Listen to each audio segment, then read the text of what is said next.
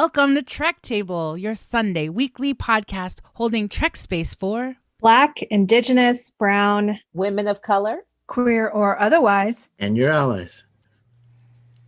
Hi, I'm your host, Alison or Dela. Hi, I'm your co-host, Marie-Reine. Hi, I'm your co-host, Claudia. Hi, I'm your co-host, Maya. We are so excited to talk on this episode of Trek Table, episode 7. We're just excited and jumping all over each other. We want to welcome you to the Trek Table today, recorded in front of our live digital audience on twitch.tv/outpost13. What's up to all our friends in the chat? See you. So glad you're here. And if you want to join us, we're also broadcasting on outpost13.org, or maybe you're listening to us on the audio podcast archive. Our opening track for this episode is titled Chicana Skies by the band Quetzal off of their album Quetzal. You'll be hearing several tracks by Quetzal throughout this episode of Trek Table. Follow them at Quetzal Music on Instagram and see our show notes or the chat for a link to their merchandise and more. Yes, welcome to episode 7 of Trek Table. We're so excited to be here. I'm your host and show creator, Alison or Dela. And I just want to say thanks so much for tuning in and showing up for this conversation with women of color about Star Trek. And we know that the Star Trek Discovery has already made it all the way to season 3. We just heard announcement this week that the new series Strange New Worlds has just started filming. So we're excited that the Star Trek universe, multiverse is expanding. But we wanted to go back and spend our Sunday ritual retracing the steps of Michael Burnam and the USS Discovery. So today, we're going to jump into this important episode, episode 6 of Discovery Season 1, Lethe, where we get to see a little bit more about Burnham and her family and her backstory and the next phase of this Klingon war. So super excited for all of you to be here and super excited to jump in. Whether you use Trek Table as your nerdy exploration or even a part of your Sunday self-care ritual, Trek Table is a weekly space to put down the world for a second and come into the Trek space. It is a space for Black, Brown, Indigenous, women of color to be a fan, a geek, a nerd, and explore the vastness of the Star Trek multiverse. Trek Table is also a place for allies to come, engage, and explore as well. It's an opportunity to listen and hold space and focus on the insights, perspectives, and experiences that you may not be familiar with. And now that we are all here, we remind you that we seek to build an environment of mutual respect and listening at this table. So we understand that some of us are going to disagree, and that's what makes it fun, but there is enough hate going on in the world. So please keep your phasers on stun. So as we get into this ritual, I'm going to invite you to place your feet flat on the floor and go ahead and take a breath in through your nose. And hear all that lovely breathing and out through your mouth. Yes, yes. So let's go ahead and check in with this Trek Table assembled. I want to welcome back Marie-Reine. So happy to have you back. So I'm going to ask folks to go around today and check in, share your name, your pronoun, access check-in, and who or what are you holding Trek space for. Maya, can I have you go first? Sure. My name is Maya. I go by she, her pronouns. And if you hear any growling or snoring today, it is not my coworker, Señorito Chorizo. It might be my asthma. But I got a new air filter, so I'm excited for that, and I'm holding space for people who are just trying to breathe through this life and you know, get through each day. Amazing. Thank you. And Marie, welcome back. Can I have you go ahead and check in? Hi everyone. Marie-Reine, she, her pronouns, they, them in solidarity. Access check-in, I still hear some helicopters, and so if you hear that, that's me. And today I'm holding Trek space for people in the real world who continue to struggle and feel the repercussions of the economic, social, and access inequalities as we just passed the 1-year anniversary of going into lockdown in this pandemic. Yes, 1-year pandemic. Claudia, can I invite you to check in? How are you doing today? Sure. Hi, hello. This is Claudia. Gender pronouns they, their, she, hers. You can use those interchangeably. And my access check-in today is I actually am in the middle of a gigantic muscle flare. So I might actually say ouch at some point in this podcast, or you might see me pull a face, but I'm rarely pulling a face at a Star Trek opinion. I'm mostly pulling a face because a muscle is pulling me. Other than that, I've got my hot tea, Earl Grey hot, so all of my access needs are met.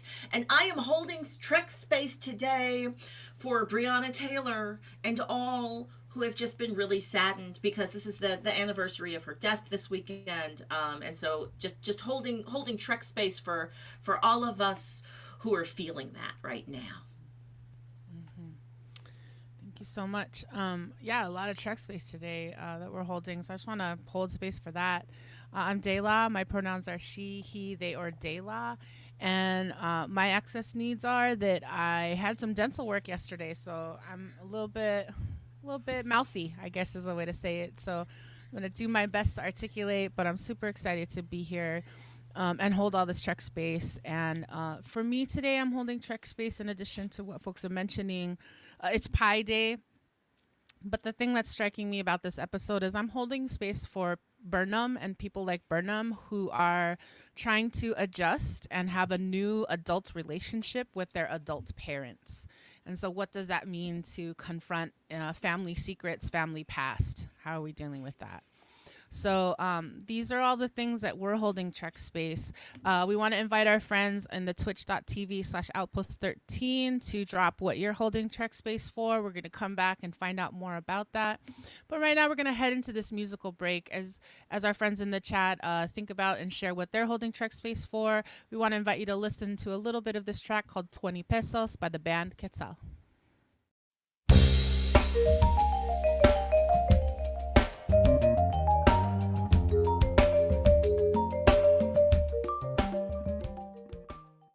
All right, so we're back. We're going to talk about, on this Trek Table, Episode 7, we're going to talk about Star Trek Discovery, Season 1, Episode 6, Lethe, I think is how you say it. I believe it is a Greek word. But we're going to explore this episode in a couple of different ways. We're going to play Popcorn Recap, our version of a recap. We're going to go Trek Table questions. Marie is back, and she has questions. Claudia is going to lead us through Discovery Design.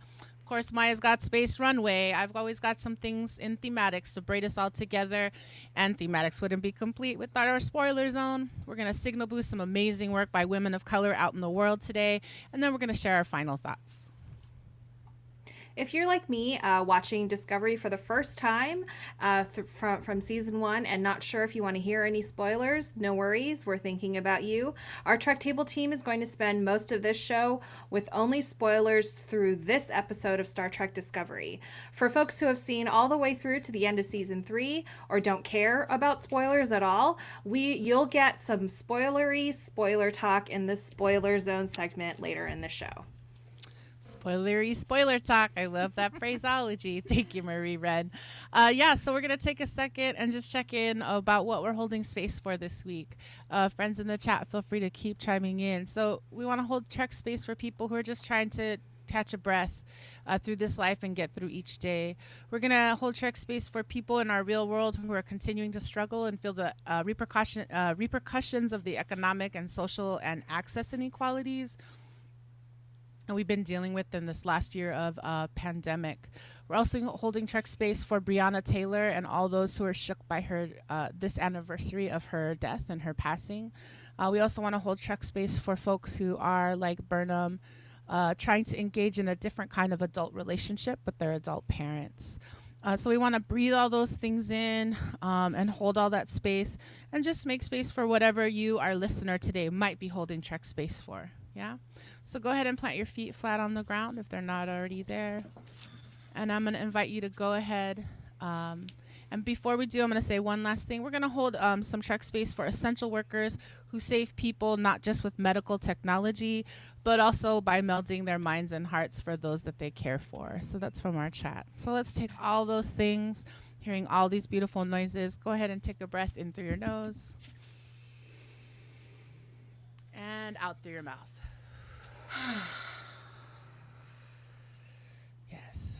And that brings us to Trek Table questions that will be posed to our Trek Table assembled here in voice and video, and to those participating in twitch.tv/Outpost13 chat.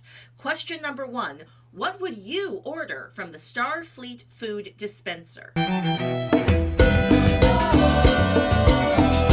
que regresa el maldito. Viene con las manos llenitas de piedra que no quiere arrojar. I am always doing a small dance break when y'all are answering that question, just for all of our listeners to know, and when you catch me boogieing a little bit when the camera comes back. So the question was, what would you order from the Starfleet food dispenser? I'm going to start with you, Dela. What would you get?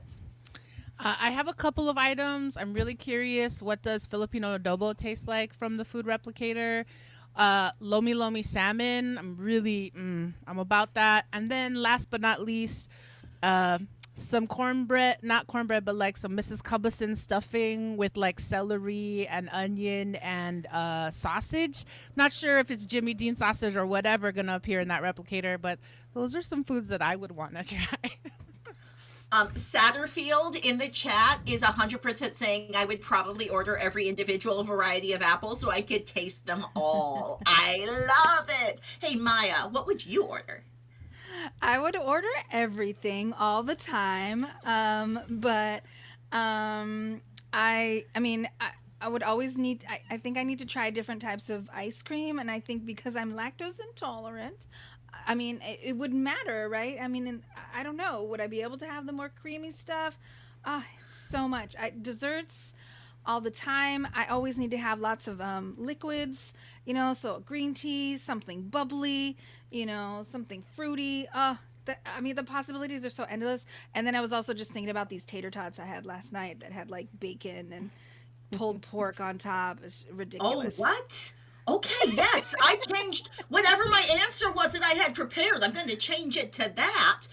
Maya, I believe there's a few episodes of Star Trek The Next Generation we will need to introduce you to, because you and Troy have a similar palate. I effing love whiskey said, a vegetarian steak? Hey, Marie, what would you order?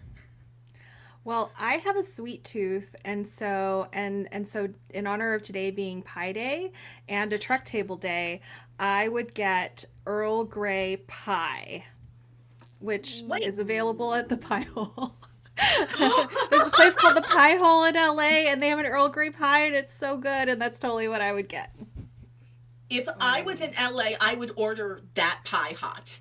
I would get that pie hot. Lovey Mendez says, I would order agadashi tofu, which is one of my go-to dishes on how to evaluate the quality of a restaurant. I wonder if the replicator can make dishes in a specific style or quality. Is there any artistry in replicator food, or is it all just functional? And of course, the biggest question is, what is the commentary the computer's going to tell you about your food? Luckily, Tilly was ordering healthy things and got good feedback. Well, that was Trek Table question number 1. Thank you all for your answers. That was amazing. Yes, and we want to remind you to like and subscribe to us at the Trek Table on Instagram and at Trek Table 1 on Twitter. Join our convos by hashtag Trek Table, hashtag BIWOC Trek, and hashtag Star Trek Discovery.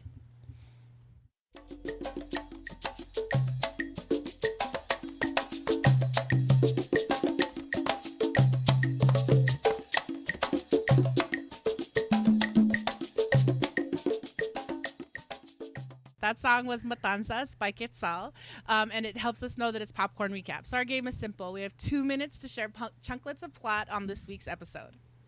And we're going to be talking about Star Trek Discovery Season 1, Episode 6, Lethe. I don't know if I'm pronouncing it correctly either. Director Douglas Aronofsky. Written by Joe Menosky and Ted Sullivan. Air date October 22nd, 2017. And apologies to the director. I think I just really mispronounced your last name. And we'll get to see Douglas again, so we want to give that director some shouts out. All right, so Popcorn Recap is funny to us because Marie-Reine is a Star Trek light and disco newbie. Maya is a Star Trek femin newbie. And this is like only the third or fourth time Maya's ever played. And then Claudia mixes up franchises and is from a Star Trekking family. And I totally go into minutia. So we're going to try to do all that in 2 minutes. All right, Brandon, please set 2 minutes on the timer. Episode 6, 2 minutes. Can we get it done? Have we ever?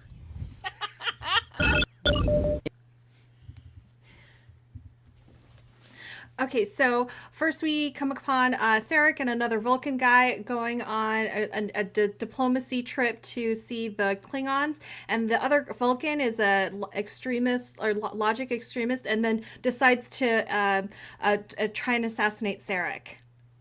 And then back on the ship, Burnham and Tilly are like totally working out, and then they go have lunch or breakfast or something, and then there's Ash, and he's so cute, and they're talking to him, and she shakes his hand, but then she totally has a seizure because Sarek is like connecting with her, and then like Sarek, like he got blown up, and Lorca is like, you know what? You gotta go save him.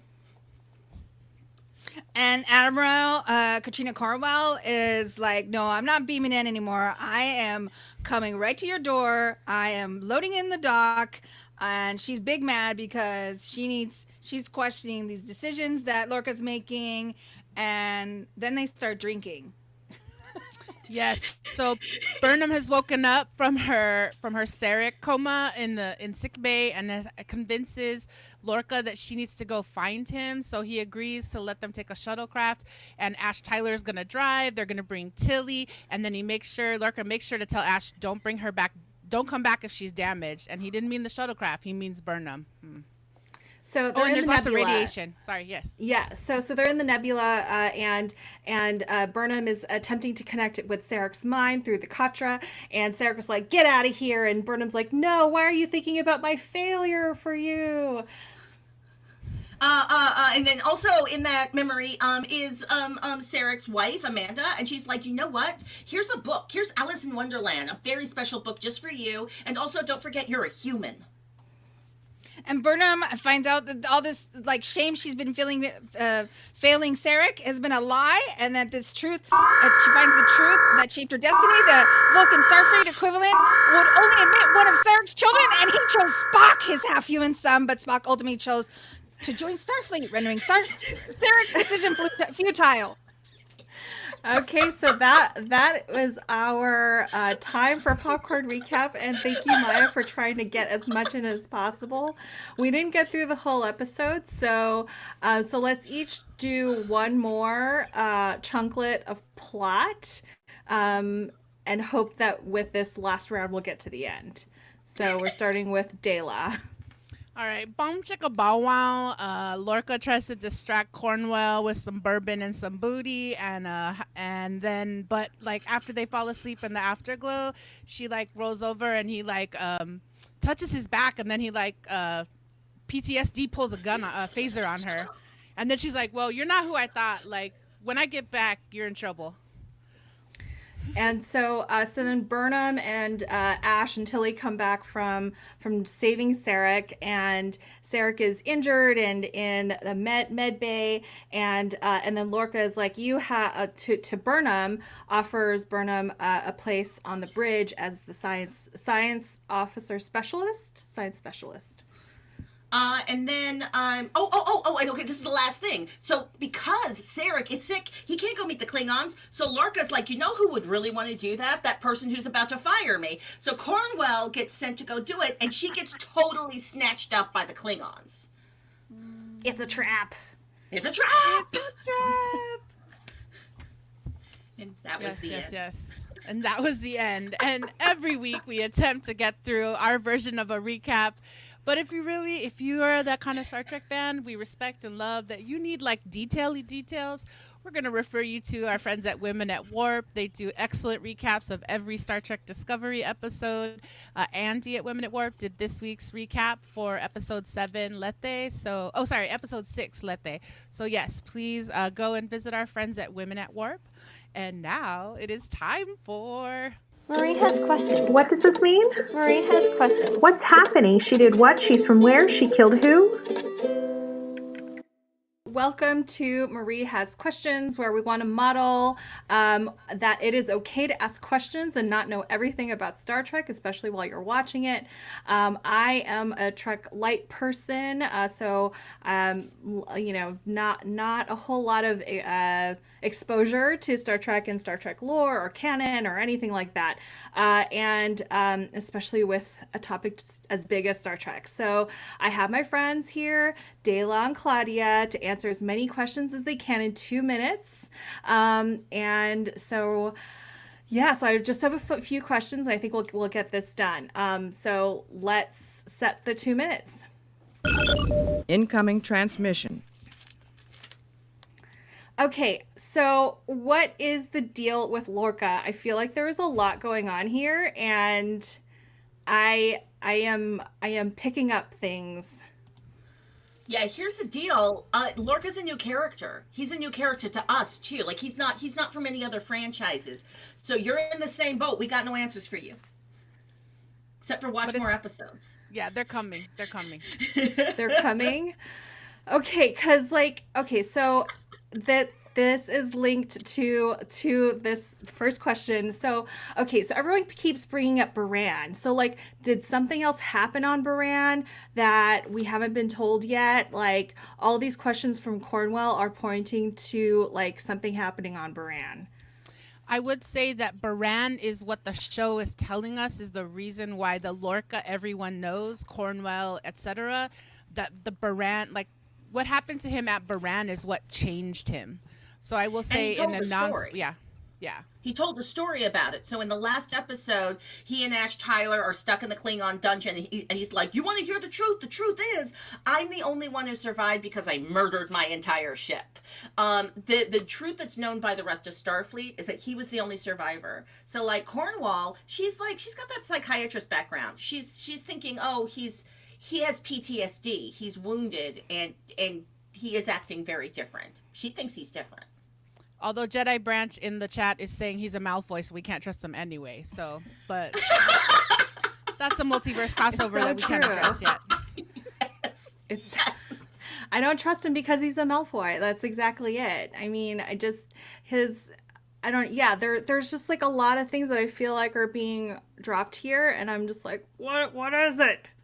What is up with him? I really want to tell you, This is kind of all of my questions. I know. I really want to tell you, but I don't want to spoil it.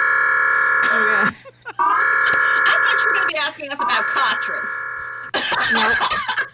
Nope. All Lorca. All Lorca. What is his deal? So, so that's our time for Marie Has Questions, and thank you for joining us today. Totally. We want to say thank you for joining us. Thanks to our friends in the chat who are part of the TrekTablePodcast.com mailing list. And if you are not yet, we invite you to go to our website and join so you can get updates and invited to our after show after chat. Some of our benefits.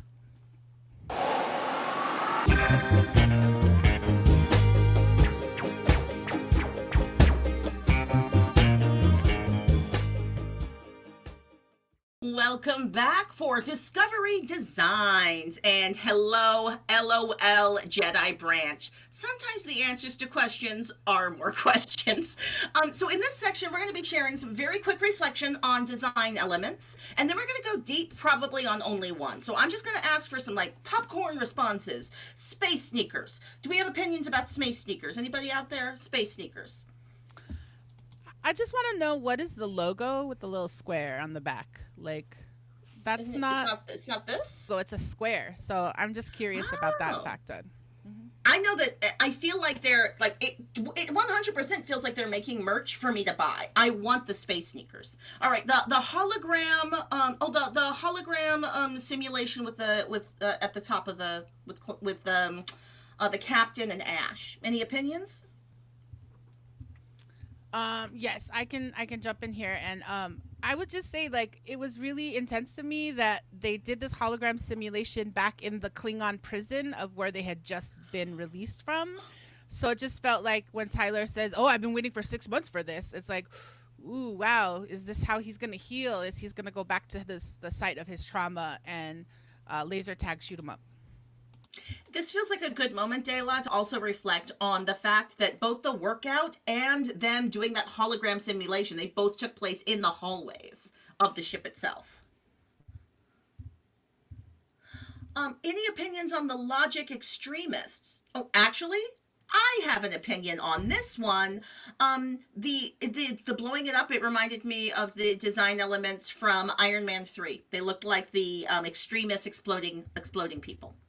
And I want to do this as a gift for you, Claire. Claire, we miss you. We look forward to you coming back to a future session.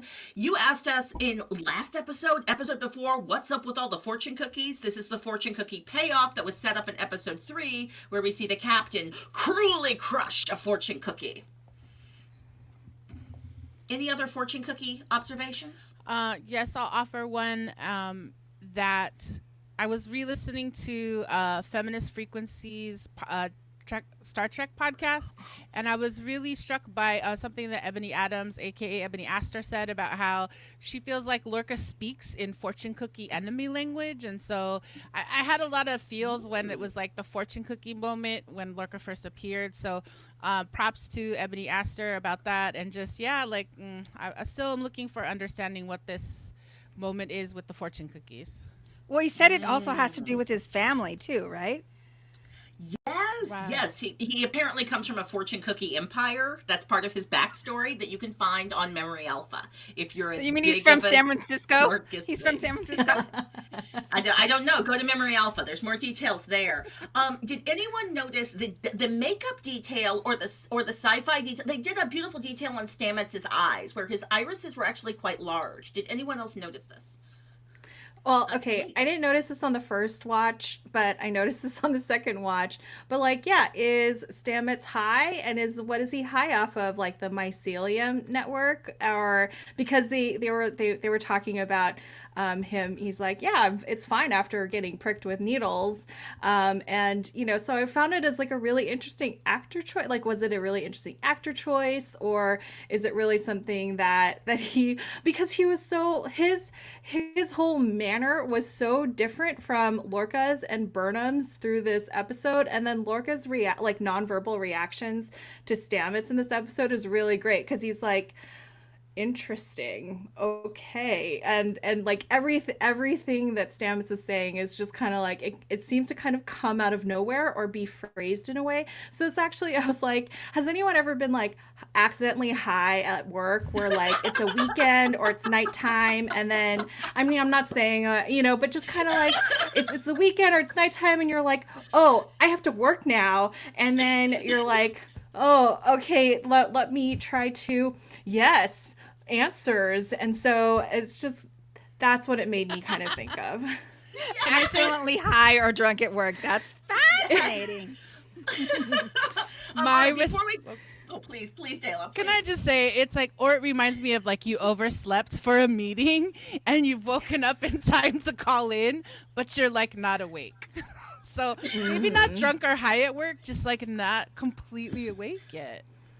He's totally spore drunk. I love how he's having a good time. Yes, he's spore drunk. All right. Oh, McCready 13, he's accidentally in quotes. Come on, McCready 13.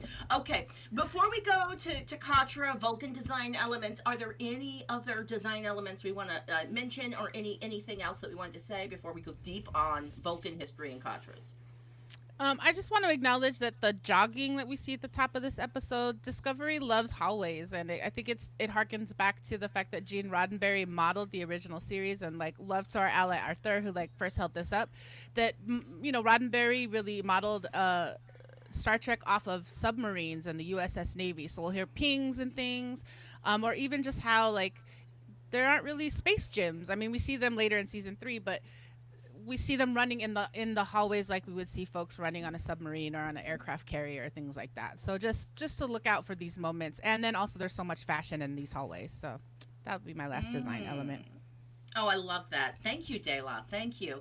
So now I did some research. I visited Memory Alpha. I visited my own internal Memory Alpha. Most of this, I believe, is accurate. If there are any Star Trek nerds out there who want to give us some updates, if I got any of this lore incorrect, let us know.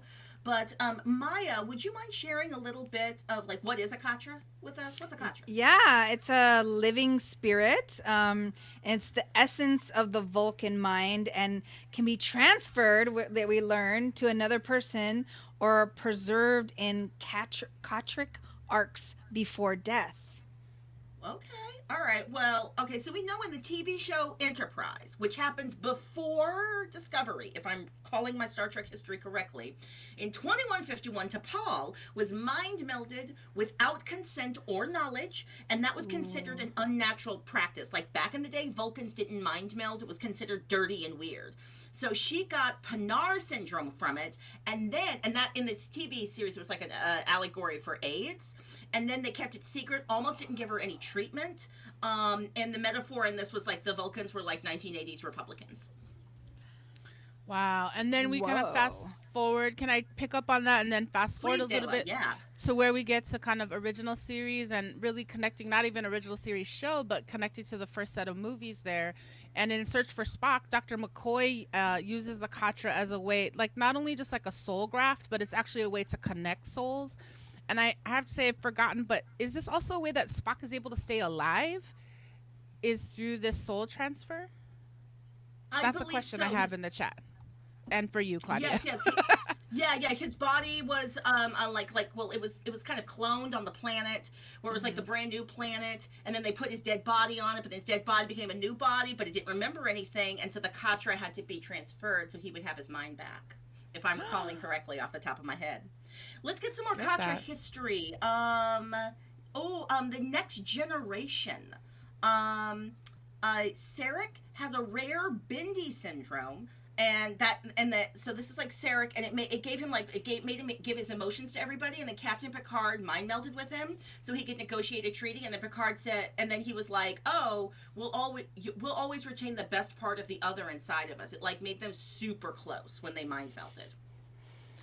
And that's also what we see like later when we get to Unification 1 and 2, right? In Next Generation is that we see Sarek and Picard are bound to each other. And then Picard has this moment about like, I am part of Sarek because we have mind melded. So I just appreciate these kind of through lines that we're getting. Oh, tú eres mi otro yo. You are my other.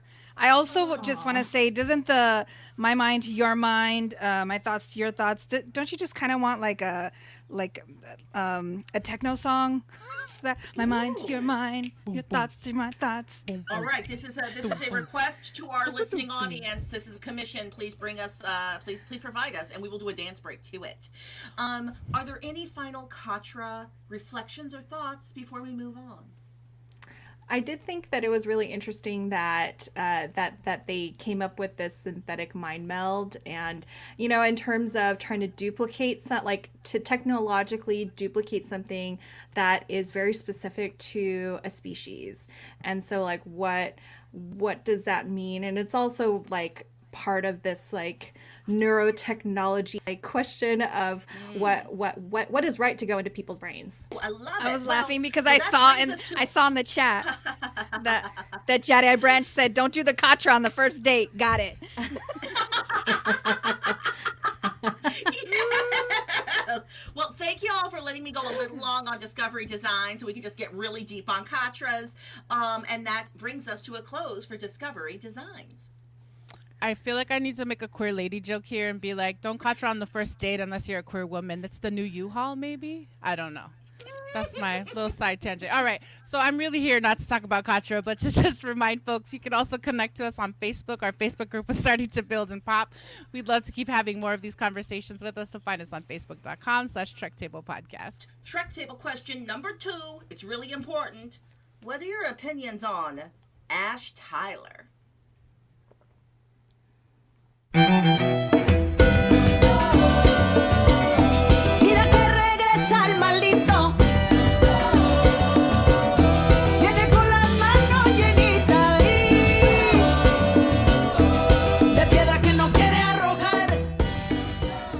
Hello, welcome back. So, Trek Table question number 2 is, what are your opinions about Ash Tyler? And I should have made sure to say to our audience, no spoilers. No spoilers. We're pretending we've only seen it up to this episode. So what are your opinions on our new, cute, handsome man on deck? You can see I got a couple opinions. Hey, Marie, what do you think? Meh. I'm a little meh on Ash Tyler. I don't know. I see him as like Lorca's little pet, and I don't trust Lorca, so I'm not trusting Ash. And then also, I really heard the way that he said, "Or are you just going to keep chatting away?" to Tilly and Burnham when they were on the shuttle trying to look for Sarek, and I just found it like had some misogynistic overtones, and so I was just kind of like, why are you talking to these women this way? I know you're new here. Well, Maya, what did you think? I mean, he seems a little fun. He's a new element, but he's almost too smooth. I also he's like kind of wounded, but he's emotional. He's like expressive. So he's got like a couple of things going on. It's like what's going on. But I think the funnest part is that Burnham gets to kind of try out human things like flirting-ish with the help of Tilly, so it seems like Vulcan human engineer flirt with the new guy. Satterfield H says to us, well, acting-wise, fantastic. He was in a show called Toast of London, and they realized the same person played because of how well he acted. So that really got them involved in the show. And this Lagaya says he needs a limited series spin-off. He's got some stories. Whoa! I'm here for it. I am 100% here for some Ash Tyler shorts. Yes. Dayla, do you have any Ash Tyler opinions? I will say that I am conflicted. I do find Ash Tyler cute, but and I also will acknowledge I do like that his story connects him to Seattle and to Issaquah. I did my undergraduate life up in Tacoma, so I was like, I know where that place is. And so I'll give it to Ash, who's a Pacific Northwest kid, like up in space, trying to make, like surviving the battle of the binary stars. And like, he's just trying to find his next job. And like, here's this captain who he happened to save. So I'm curious. I mean, I have more, but I got to save it for spoiler zone. So I'm going to just say that. Okay. All right. We'll save it for the spoiler zone. Well, that takes us to the end of Trek Table question number 2. And now is the time in our ritual where we invite everyone to move around in their seats and their screens, because now it's time for to take a Trek Table dance break for Space Runway. Some of the eye-catching looks from function to fashion in the 23rd century. Space Runway. Welcome to Space Runway. This week we are doing some highlights from Season 1, Episode 6. And we've got 10 looks today. Look number 10. Starfleet issue workout gear. Everyone wants a simple disco labeled t-shirt with a delta on the sleeve that is not just a workout uniform, but is also the perfect ensemble to plot your path from cadet to captain. And don't forget the space sneakers. Navy blue slide-on tennies, white trim, silver mesh, cross strap, and what is that square on the heel? These sneakers are for jogging around ship hallways and for nudging your homegirl to shake the new guy's hand. Look number 9. Phaser tag. Remember the 90s? Remember malls and laser tag? Remember being able to leave your house? Well, there's no need. Here's Lorca and Tyler looking like they're playing phaser tag with Klingons in the holodeck. And did you see their moves? Right, step right, and go high-low. Phaser choreography should have been a category on so you think you can dance, but set on the holodeck. And don't lie to your new boss that you got more kill shots when he got zapped in the back, because he will check. Look number 8. USB logic extremist. With Vulcan's severe bangs, angular eyebrows, and determined face, Logic Extremist blocks Sarek's mission by shooting up with an explosive USB-looking mini drive. Did you hear Sarek called him adjunct to Lavak? Well, do you know how lectures are treated in this country and this timeline? I mean, the 23rd century doesn't look any better. I'd be angry too. I probably wouldn't kill myself over it. Be careful, Sarek. He'll terabyte you apart. Yes. Look number 7. Vulcan fashion in Sarek's mind. More robes, more high collars, and everyone's bangs are still harsh. While graduates parade around in white robes with drapey bell sleeves and round-trim cone of no-shame collars, because shame would be a human emotion, standouts include hexagonal collar guy, moms in scoop necks and loose sleeves, and dads in sharp shoulders with V-necks both high and low. And, of course, Vulcan aunties certainly love a good hood or dome-shaped hat. Look number 6. Jenny Schechter is Burnham's mom. Star Trek Disco just fulfilled another queer crossover because the L word's Jenny Schechter, Amanda Grayson, is Burnham's adoptive mom and Spock's human mom to boot. Amanda doesn't disappoint, though, dressed in that glamorous human wife of a Vulcan ambassador. She's got the braided headband, the white French cape flowing down past her knees, and a silver root-like design over her shoulders, offsetting her collarbones. Jenny Schechter, though. Look number 5. Sullen graduates with honors but is rejected. Adolescent Burnham looks like Salt, Peppa, and DJ Spinderella on planet Vulcan with a swoopy Vulcan bob and sullen teen face that just wants to go home. Disappointed may be a human emotion, but nothing disappointing about the gold trim, high cone collared white graduation robe brought together with a round swirly brooch, medals on her chest, and beautiful gold embroidery on her sleeves. As the top of her class, I'd be bummed too if I looked this fab and still didn't get in. Look number 4, away missions. Now you know what they wear under the phaser vests. Tilly and Burnham are in navy short-sleeve zip-up jumpsuits while Tyler pilots the shuttlecraft in long sleeves with black piping on the shoulders. That's right. And look number 3, Cornwell in golden splendor. Replacement negotiator Admiral Cornwell appears to be lit up in gold and backlit by a secret red cave in this not-so-neutral territory. And let's not forget, she's framed by 2 handsome security detail / about-to-be-dead dudes. In 10 more years, they would be wearing red shirts. Ooh, look number 2, Elder's Gamut. Kangri elders looking like silent, expressionless chess pieces observing the negotiation. Long, shiny heads peeking out atop a necklace metal grommet-like beading and a floaty gray drape to the floor. Do they have feet? Because they need to run. Watch out, girl. Things are about to get deadly. Looks like you are the Klingons' pawns. Checkmate on the Kangri elders. And finally, look number 1, House de Gore in the flesh. Here, Representative Danas from House de Gore and all that glitters is black and gold from top to bottom, starting with gold head crests with eye-catching dangly chains, ornate shoulder armor, bandeau breastplate, and belt that ends in a V right in front of the family jewels. Are those flowers or bloodstains of her enemies on the cape contrasting with the armor? Certainly a model for the divine Klingon feminine warrior. And that, my friends, is Space One Runway for this week. Fashion, form, and function in the future.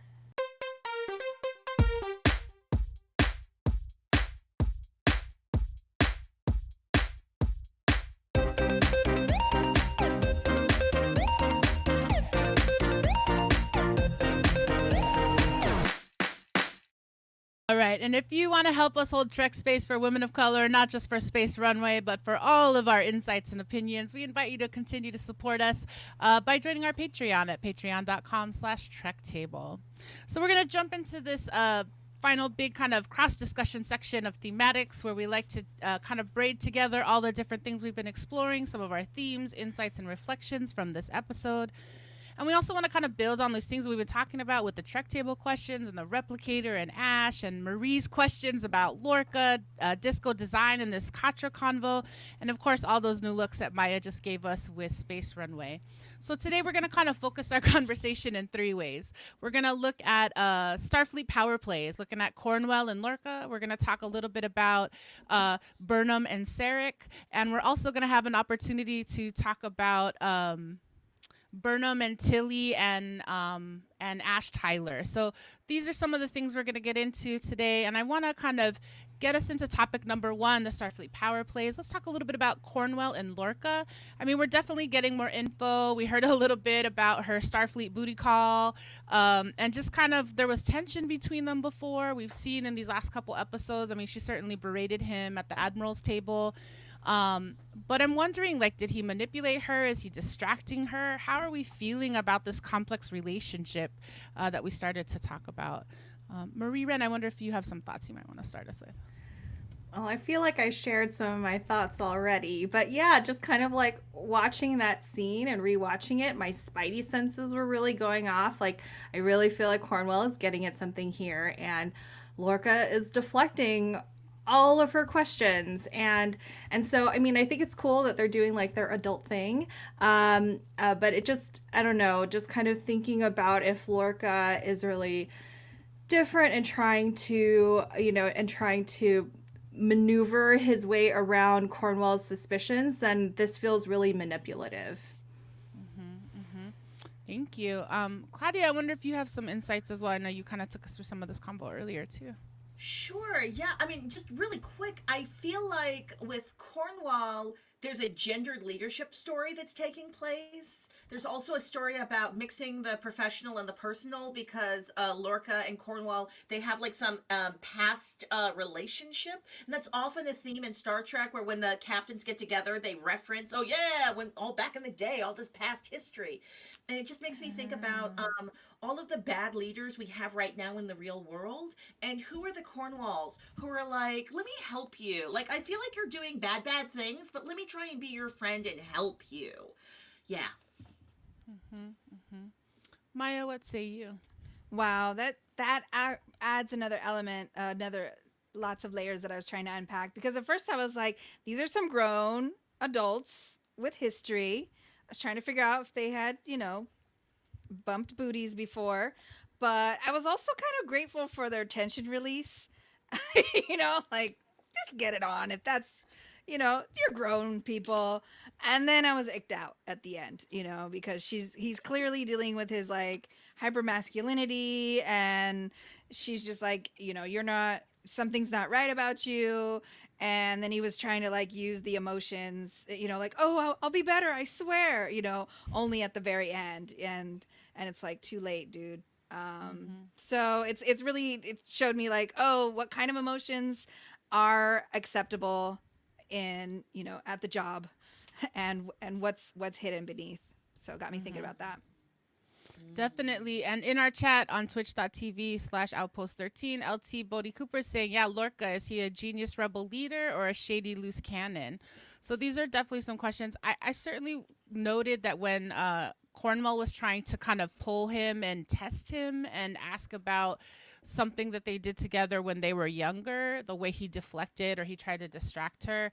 And then like right after that, he realized she was about to chat, and so that's when his hand went on her knee. And so she says to him, this was different than before. So part of me I just wanted to go down the like their backstory canon and like understand what was before. And yeah, who is Lorca before this, as Marie asked in the questions, like before Battle of Buran, or before the Buran, his ship, the USS Buran.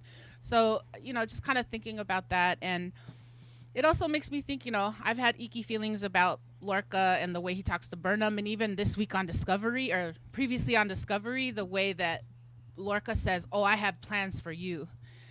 Just leaves a little bit, I don't know.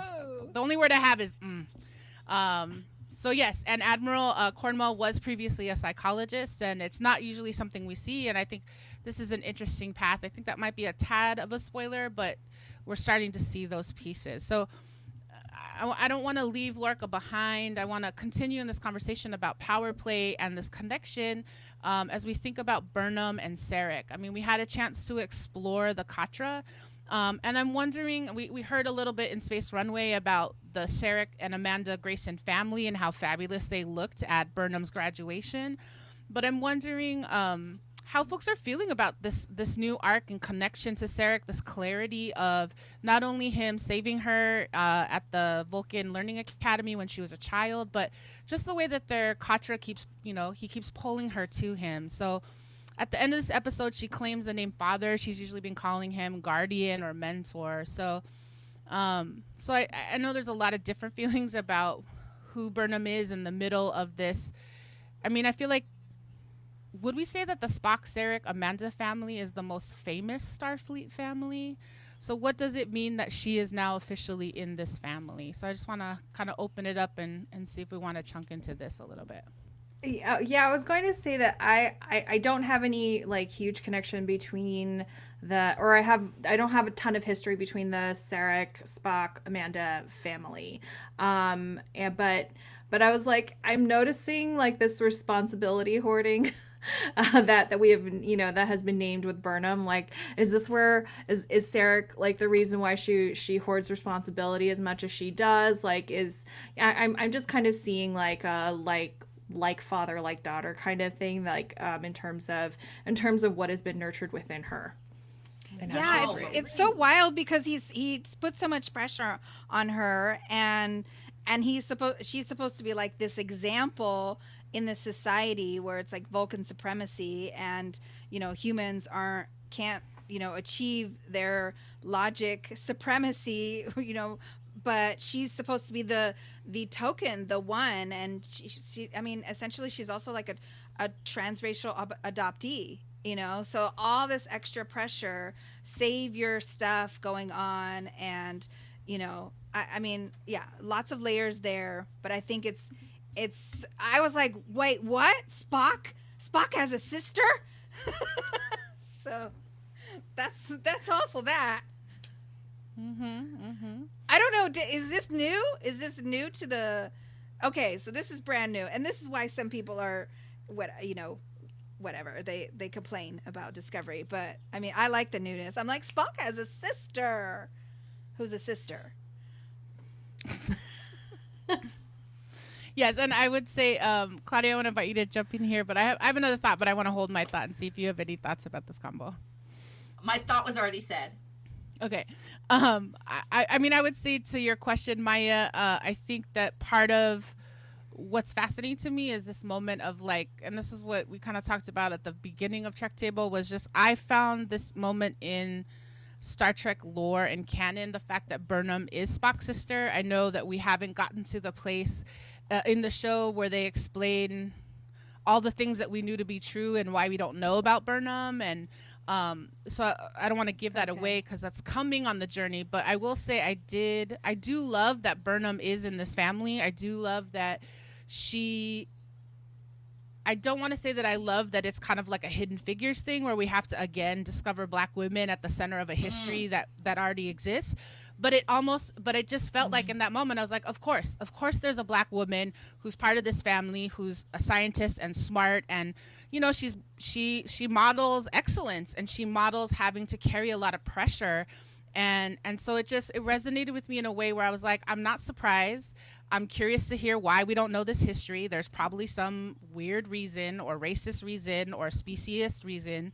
So I've kind of been here for this moment. And so this episode was really fun for me because we got to see more of Burnham in context with her, trans species adopted parents. And we don't see Spock in this season. And so it's just like, well, yeah, it becomes a lot of fun headcanon about who are they? How did they grow up together? How do we understand? And then I've been wanting to go back and rewatch everything with Spock to just like see if it holds up to he has a sister we don't know about. So I'm curious about that. And this is Claudia just sharing a small note because you talked about, you're curious about going back. So I actually went back to the original series, inspired by watching season 3, and was reminded that in the pilot episode that has now become such a huge piece of canon, it gets referred to over and over again. Spock had a bunch of emotions in the pilot episode. He played it totally differently. They literally rewrote and changed the character for when they launched the series proper. And I am fascinated by the tension between nature versus nurture. It's interesting that they've now created a world where you could be raised as a Vulcan and be able to have a lot of the biological abilities that Vulcans have. That's interesting. Yeah, I want to weave this part and say, so as we look at Burnham, we're seeing all these things that she's carrying, and I just want to come back and just check in and see if there's any other parts of Burnham. I mean, we're seeing Burnham try to socialize on the ship, and the way that Tilly, like, Burnham doesn't know how to talk to Ash. She doesn't know how to seem to talk to people, and so Tilly is kind of like her social buffer. I don't know. Somebody want to, jump in on that? She is awkward girlfriend, wing woman, trying to help her new friend make her way in the world. It's like Tilly's not the only one who's awkward, so I think she's kind of excited about that. But she super looks up to Burnham. Burnham's helping her learn about things, behind the scenes of what she might need to know if she wants to be a captain someday. So I feel like this is her moment to be like, hey friend, there's a cute guy, yes, you, and it's cringy and it's endearing and it's human. I don't know, it's super sweet. Okay, awesome. Anybody else on the? Yeah, I was into that suggestive handshake, and in fact, I feel like in a conversation about power, that suggestive handshake at the very end was doing something. It was saying, hello, I'm meeting you as an equal. I'm now actually ready to get to know you. Yeah. Marie, other thoughts on Chatty, or did we get to that already? Right. Well, I was going to say, to go along with what Claudia was mentioning, as like, yeah, I see you as an equal now, that handshake. I didn't see it as flirting, but to see Burnham open up to Ash but before that handshake was really, I don't know, I was like, oh, okay, like this is a different side of Burnham that we have not really seen before, because she has been closed off, and that the only other people that we've seen her kind of open up to, it was on the Shenzhou. So it would, so this is a different Burnham that we're seeing. And, we're going to get to continue to track Burnham's journey. We've been talking about her accountability journey post-Shenzhou. We're also, continuing to discover her backstory with her family. Luz Vaminda in the chat is saying that she loves seeing Burnham's journey and she's embracing her inner human. And yeah, I just think there's a lot more complexity there. So I know that we're not totally done, but I want to say thanks for this part of the conversation. And I have to honor that no part of Thematix would be complete if we didn't get into the spoiler zone. So for folks who are listening with the podcast or watching on our digital live recording session on Outpost 13, twitch.tv/Outpost 13 or outpost13.org, we're going to go ahead and do spoiler zone. So if you're watching us visually, we're going to show you some visuals that'll help you know when to go away. If you're listening and you see your time code, we're going to spend 2 minutes as we enter the spoiler zone. So I'm going to count us down, getting ready to go to the spoiler zone in 3, 2, 1.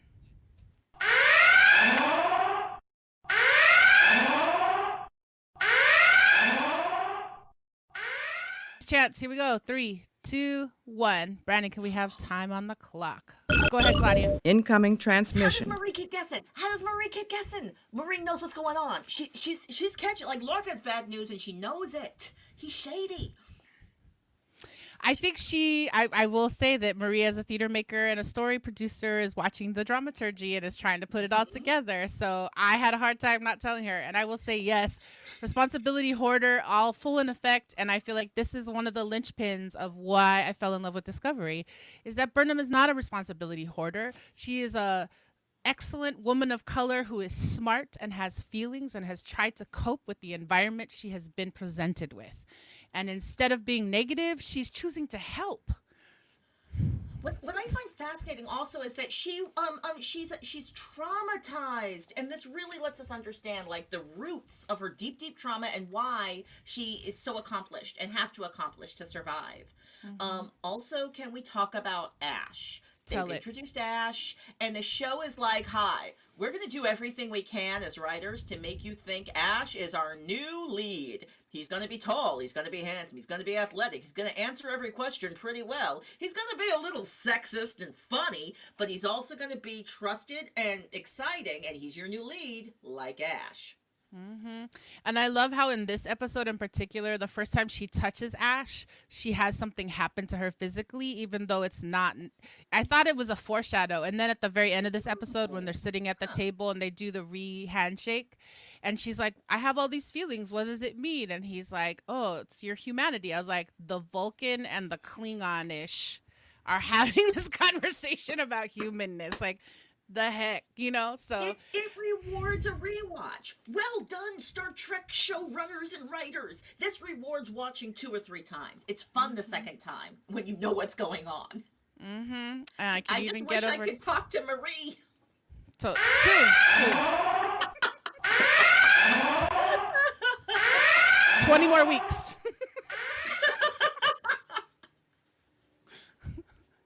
All right, so. All right. Come on back. Transfer of data is complete. Yes, thank you. Always gotta say shouts out to the computer voice, aka Majel Barrett. Thanks all for joining us in the spoiler zone. Marie-Reine and Maya, welcome back. Welcome back to our listeners who are listening on the audio podcast and waving at all their friends on the video to come back. Welcome back and thanks. Those were our thoughts on Thematix for Star Trek Discovery, Season 1, Episode 6. Oh, and as we head into our final Trek table question, number 3, Sarek made a very hard choice that he came to regret. What would you have done in his place? Mira que regresa el maldito. Viene con las manos llenitas de piedra que no quiere arrojar. Thank you to Quetzal for Hollenbeck Gonzo. We are in Trek Table question number 3. Sarek made a hard choice he comes to regret. What would you have done in his place? It's a hard choice. So I'm going to start with you, Maya. What would you do in Sarek's place? I mean, it's always, I think it's hard being a parent no matter what, and especially if, you have high expectations, but you really have to fight for each child on their own terms. You can't predict their future, and he needed to be grounded in the now. I know he was trying to think about both kids, but he chose wrong. And at the same time, if he chooses wrong, you still can't even predict what's going to happen. So each child separately. I have the wild opposite reaction. I don't think he chose wrong. I think he chose right, because Vulcans, like, there's this mythology in Star Trek that Vulcans don't lie. And so if you listen to the lines he says when he's like, well, this isn't the right place for her. She's not going to thrive here. We need to send her someplace that's going to be better for her. I'm like, yeah, everything he just said is really true, because they're super racist. They're Vulcan racists. That's Claudia's opinion.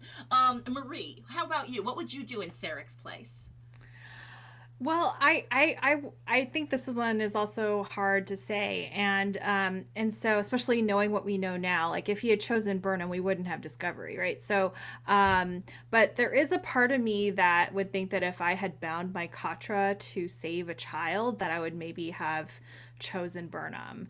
But then like being called out the way that Sarek was in that moment, and not being given the space to think about it. I totally understand why Sarek chose Spock. Online, Satterfield says, we all make choices we regret. If anything, it just makes Sarek more human, which isn't strange given his exposure to them. I struggle with the favorite child issue with two of my own. He would definitely have a favorite, if not his biological child, however harsh it is. Ah, yes. Dela, and if you had to choose, does Spock get to go? Does Burnham get to go? You're Sarek. What would you do in that situation? Amanda's giving you these eyes like everything's good from across. What would you do?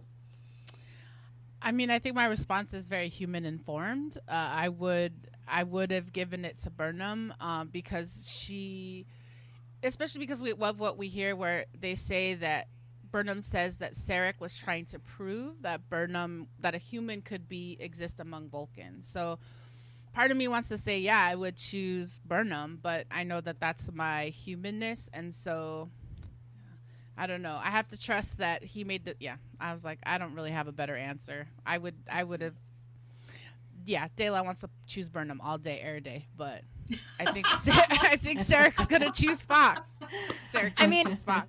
Can I also just add that, I feel like all of the mistakes or errors in my own life, those have led to wonderful, they just led to whatever needed to be too. So, it's hard, but it shaped Burnham in a really profound way. So that's the part that is why it shapes everything in this, in this series. Indeed. Well, I appreciate the Star Trek writers giving the characters such hard choices that are so interesting and entertaining for us to watch and then imagine ourselves and empathize with them in. So that takes us to the end of our Trek table questions for this episode.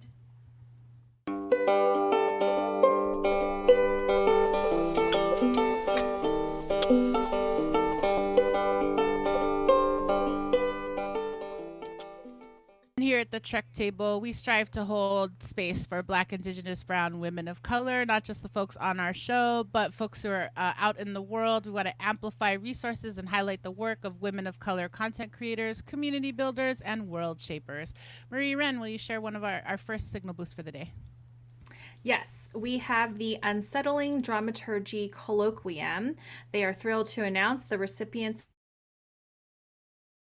of the inaugural Unsettling Dramaturgy Award for self-identified Black, Indigenous, Black Native, and or Afro-Indigenous theater, dance, and experimental performance makers who are Crip, deaf, mad, sick, chronically ill, disabled, neurodiverse.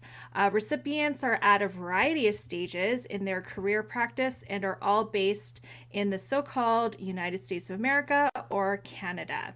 The Unsettling Dramaturgy Colloquium at unsettlingdramaturgy.com is an ongoing project bringing together Crip and Indigenous dramaturgs from across so-called Canada and the United States who work in theater, dance, and experimental performance. Yay, we want to say congrats and go ahead and check out that website, which we'll put in the episode notes and in the chat so you can see who these award winners are. Claudia, you want to share our next signal boost? We would like to uplift Kumu Hinale Moa Ana Kwai Kong Wong Kalu, known to many as Kumahina. Kumahina is Native Hawaiian Mahu, a traditional third gender person who occupies a place in the middle between male and female. Kumahina is a co-director of Kapeamahu of the 2020 animated short film, which is a contender for the Oscars. Kapeamahu is based on the long-hidden history of 4 healing stones on Waikiki Beach, placed there as a tribute to 4 legendary Mahu who first brought the healing arts to Hawaii. The film is narrated by Kumahina in Oleo Niuhau, the only unbroken form of the Hawaiian language. Yes. Thank you. And we'll drop those notes as well. And finally, we want to amplify our friends at Mujeres de Maíz. All the month of March, they've been hosting multiple events, including their Music Mondays. This past Monday, they just did a special show with Martha Gonzalez, whose voice you will know here from our music. She's the lead singer of the band Quetzal. and they had a special Monday with Martha. We want to amplify that on the 22nd. Jessa Calderon is going to be sharing some music. She is a Tongva and Chumash songwriter, poet, hip-hop artist, performer, hypnotherapist, massage therapist, energy worker, and she offers guided meditation. So we invite you to check out Mujeres de Maíz on Instagram or the mujeresdemaiz.com for more information. And we want to just say to all of our listeners and watchers today, if you have a woman of color, creator, content maker, or world builder that you want us to amplify, we invite you to DM us at Trek Table on Instagram or Trek Table 1 on Twitter. And those were our signal boosts for this episode of Trek Table.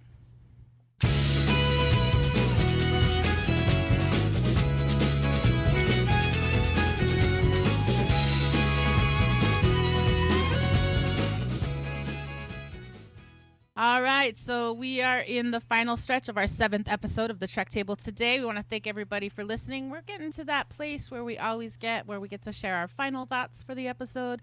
Lots of rich discussion today. Claudia, I want to invite you to go first. Final thoughts?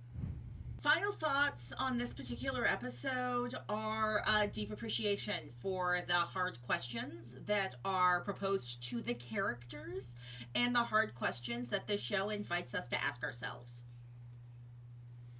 Yes, thank you. Maya, your final thought today.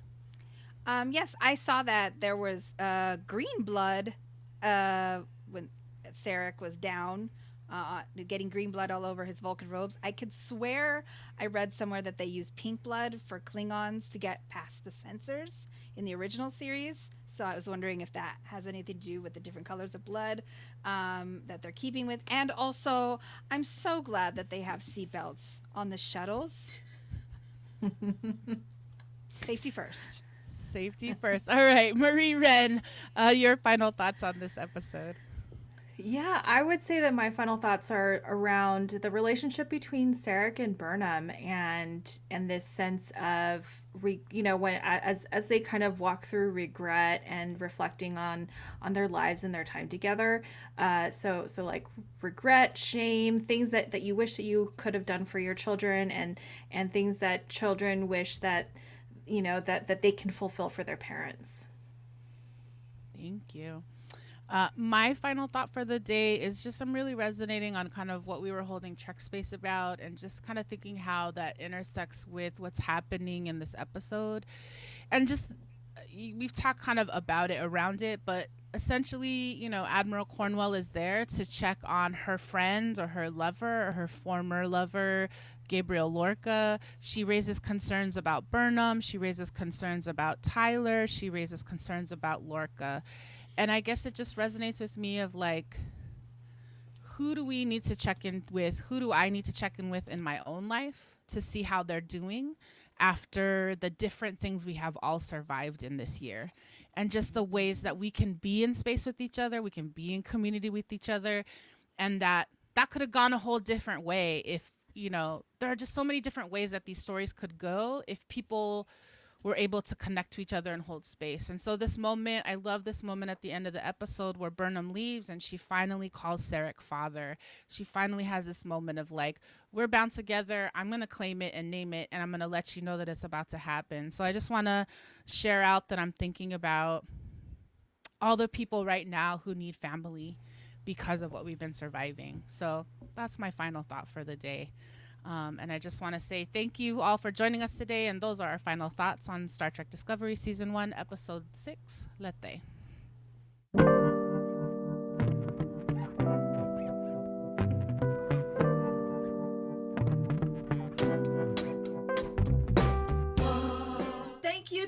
Thank you all for joining us for Trek Table. Please don't forget to sign up for our mailing list at trektablepodcast.com. Don't forget to support us on patreon.com/trektable. Thank you all, and we invite you to like and subscribe to us on Instagram or Facebook at Trek Table or on Twitter at TrekTable1. Join our convos there, and please comment using our hashtags, #TrekTable, #BIWOCTrek, and #Star Trek Discovery. And find Trek Table Podcasts on iTunes, Spotify, Google Podcasts, and wherever you get your podcasts. Yes. And I just want to share thanks and gratitude to Claudia Alick, Maya Chinchilla, Marie-Reine Velez, our co-hosts today. Thank you all for sharing your insights and thoughts and creating these amazing segments for us to have a great time. I also just want to say thanks to everybody for holding space with us today. As we started the show, we said we were holding space for folks who are just trying to catch their breath through this life and get through each day. We're holding space for people in the real world who continue to struggle and feel the repercussions of economic, social, and inequity that has been impacted by this last year, this year anniversary of our pandemic. We're holding space for Breonna Taylor, saying her name, and all those who've been shook by her, the anniversary of her death. We're also holding space for folks who are creating new relationships with their adult parents, and for first responders who are melding their hearts and their minds to try to hold space for people. We'd also like to thank the Trek Table production team, executive producers, Alison de la Cruz and Luzma Jadiwala, co-producer Arthur Wong, and production coordinator Brendan Chang, artist coordinator Terry Hashimoto, social media manager Isil Borlasa, and stage manager Ariana Michelle. Deep gratitude and thanks to Outpost 13 and their parent organization Outside In Theater, with extra thanks to Jessica, Paul, Matt, Arlo, and Alex. Thanks also to Geekish Network, our exclusive partner on Clubhouse. Thanks to Francis Gelato, Abe Ferrer, and Visual Communications, and thanks to all of our friends across the Star Trek universe. And finally, the deepest thank you to you folks joining us on Outpost13.org or live on Twitch TV/Outpost13 chat, or those of you listening to our podcast. And Check Table is a service mark of De La Projects, LLC. Thanks so much for joining us for this episode of the Trek Table and showing up for a conversation centering women of color in Star Trek. So we've got a lot of things in this ritual today. I'm going to invite you to help us close this ritual for now. Go ahead and take one more closing breath. Go ahead and take a breath in. And let that breath out. Definitely look forward to holding Trek space for you again soon. Have a great week. We'll see you next Sunday.